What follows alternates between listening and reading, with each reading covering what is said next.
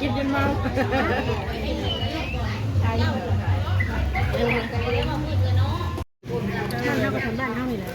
บ้านเฮาก็จำบ้านเฮาเหรอ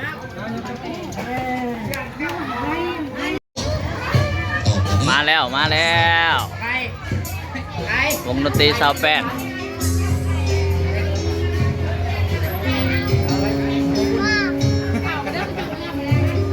พอดีหน่อยปะพอดีหน่อยลำวงใหญ่พ่อบอกมาเลยพาไปอยู่ไทย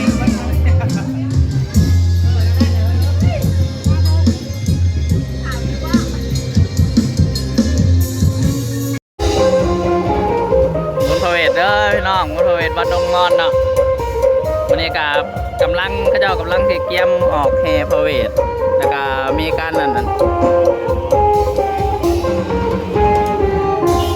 แห่พระเวทแล้วก็แห่บังไฟพี่น้องแล้วก็มีการทอดเนาะตอนนี้ก็กำลัง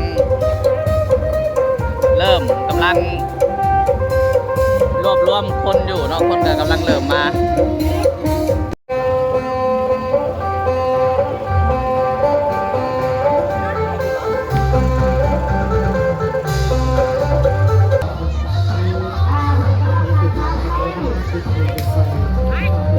สั่งไงไอติมนี่สั่งมายังมาทันได้ออกจะออกแฮพระเวทได้พี่น้องกำลังกาเกียมแล้วนี่บ้านคำเถาอันนี้มีหลายหมู่บ้านนะพี่น้องบ้านดงมอนเนาะบ้านคำเถาบ้านสีทองบ้านใกล้เคียงกันนี่แหละก็มาเต่ามาโฮมกันนี่ป้าเลาะไปทางนี้ปะหลอกไปเบิ่งน้ำไงอันนี้ทั้งหอแจกเนาะทั้งหอแจกกับมีแต่กองบุญเต็มเลย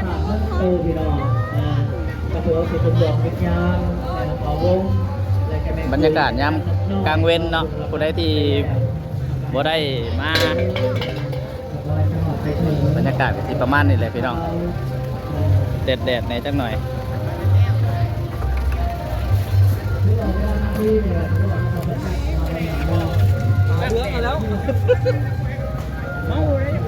โอ้ทางผีบอลอะไรหนึ่งเนาะทางห่างบางไพ่ทางผีบ่แมนบ่ทางไหนจุดบางไพ่โมโหอ่ะพี่ทางนอกพี่แหละเบิ้งหลอกไปเบิ้งดูหลอกไปเบิ้งห่างบางไพ่อาชิมีห่างบางไพ่อยู่ทางนี้ทางนี้แล้วนี่เบิ้งบ้านนี่เพราะแห่พระเวทขมากที่จุดบางไฟพี่น้องก็ลม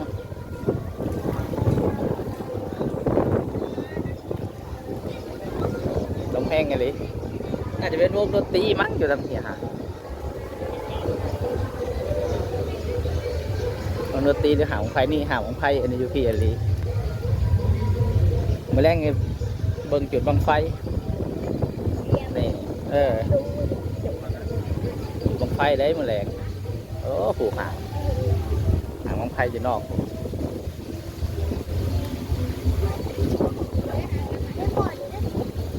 แล้วอยู่นอก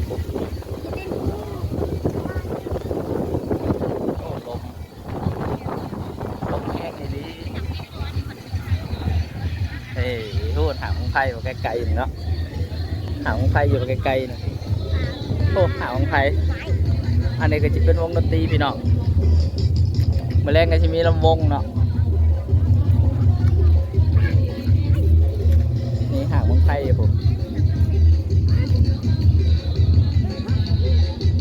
บรรยากาศยามกลางเว้นเนาะก็จะประมาณนี้แหละพี่น้องมือแรงคึกคืนถ้าเลาะเบิ่งบรรยากาศซื่อๆพี่น้องพามาเบิ่งเพาะข้าวๆใช่ปะเบิ่งบอลจูดบังไฟโอ้รถจกตะวันมากได้แบบนี้เนาะเด้รถจกนี่กระเป๋ารถจกของเล็ดตะวันมากก็ได้ของเล็ดบรรยากาศยามสีบ่ายบุญพระเวทบ้านดงมอนเด้อพี่น้องเบิ่งกันทางแหน่เด้อเนาะสำหรับการหามผ้ากาวพื้นที่มีตุ้มผ้าแกงแห้งแต่ละเนาะ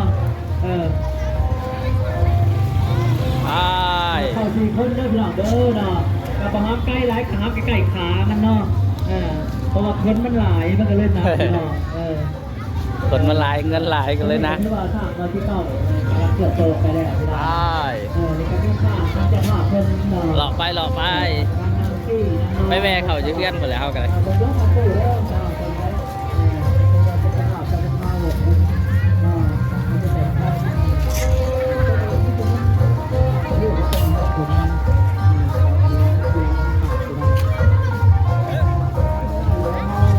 อันนี้กำลังกาเกียบออกจากวัดพี่น้องแห่ประเวทเขาเมืองเนาะ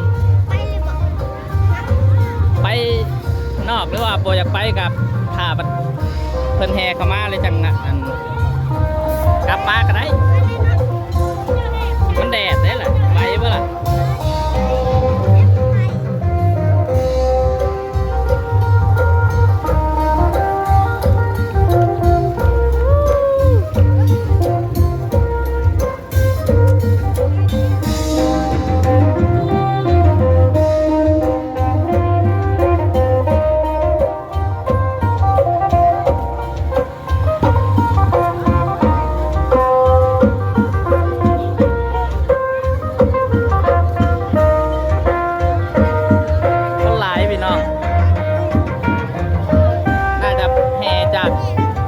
บ้านไปเลยเข้ามา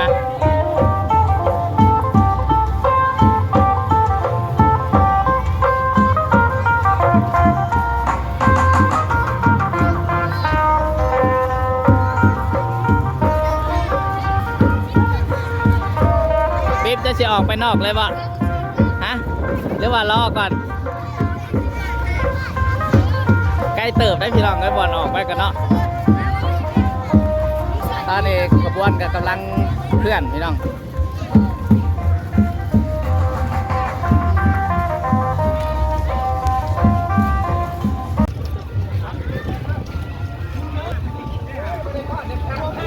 มาแล้วพี่น้องกำลังกาเกียบจะออกไปแห่พระเวทเนาะตอนนี้กับคนกับกำลังหลั่งไหลออกมาเลย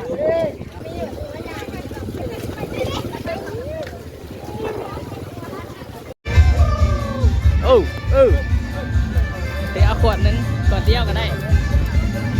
ขวดเดียวก็พอไม่หิวไปซื้อให้พี่น้องวันเลย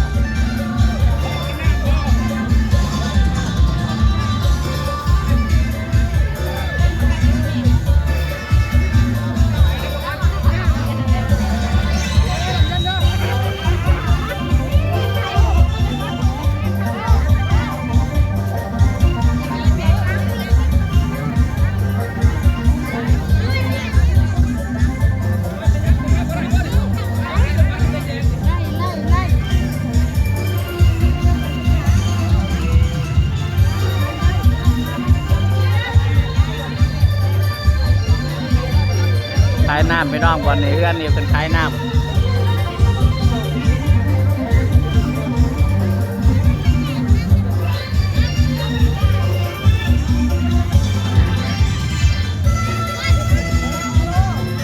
ไปต่อเขา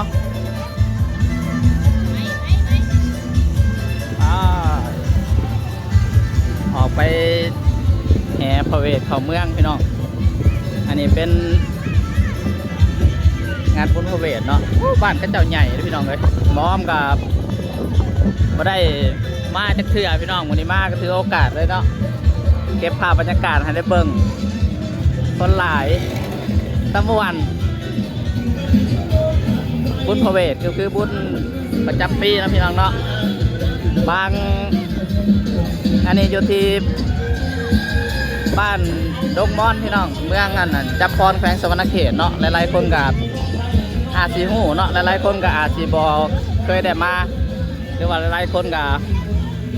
มาแล้วอันนี้ป้าอ้อมกับมาเป็นปีแรกแล้วพี่น้องหรือว่าปีทับอิฐเลยเนาะพาเบิ่งบรรยากาศคลิปนี้ก็ชีแบบถ่ายยาวๆให้ได้เบิ่งให้ได้เห็นบรรยากาศพี่น้องมันคือคลื่นสำใดเนาะเซิร์นพระเวทของเมืองมันสีคือคืนทันใดและลายบาทและลายบ่อนออกไปละทงหน้าไปละแรงจุดบังไฟเลยพี่น้องเลย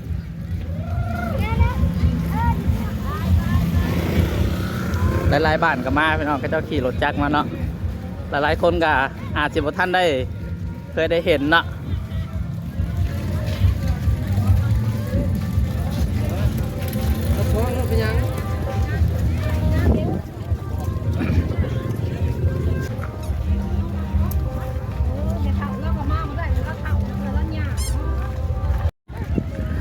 เงินต้นปิ้วมาแต่เฮว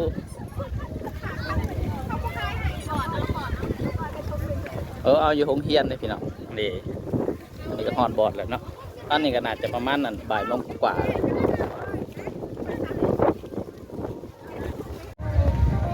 มาเอาพระเวทบ้านดงมอนพี่น้องเก็บบรรยากาศให้ได้เบิ่งตอนนี้เขาก็กำลังออกมาเชิญพระเวทเข้าเมืองเนาะบรรยากาศบ้านดงมอนเมืองนั่นจำพรแขวงสวรรณเขตเนาะหลายๆคนกับอาจจะเคยมาพี่น้องเป็นหมู่บ้านที่ว่าใหญ่อีกบ้านหนึ่งเนาะ